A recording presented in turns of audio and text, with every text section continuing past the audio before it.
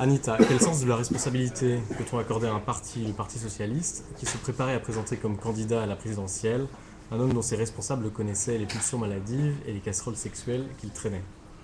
J'accepte absolument pas ce type de raisonnement, ni pulsion maladive, ni casserole sexuelle.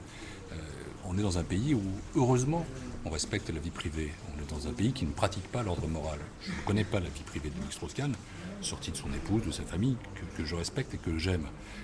Pour le reste, comment peut-on laisser penser que le Parti socialiste aurait été coupable d'un homme dont on pouvait supposer qu'il était un criminel sexuel, alors qu'au contraire, tout dans son comportement, et moi je le connais depuis 30 ans, laisse à penser quelqu'un d'assez doux, de non violent. Et donc moi je respecte totalement la présomption d'innocence, je fais confiance à la justice, je prends en compte aussi ce que dit la victime présumée. Je ne suis pas du tout en train de dire, voilà, circuler, il n'y a rien à voir.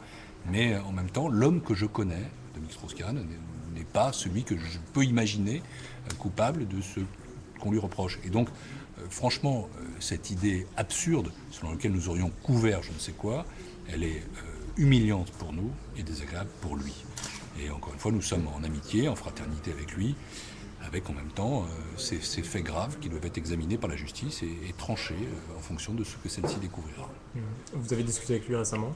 Ça m'arrive de parler avec lui et je le fais en parfaite amitié. Est-ce que Parce que c'est quelqu'un qui a beaucoup compté pour moi dans mon parcours personnel.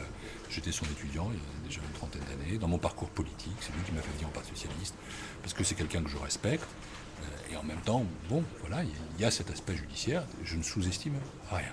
quel conseil politique vous a-t-il donné ces derniers jours? J'évite de parler politique, d'abord parce que dans la situation qui est la sienne, je crois que c'est quelqu'un qui avant tout pense à prouver son innocence, à défendre son honneur, et c'est vers ça que toute son énergie est tournée.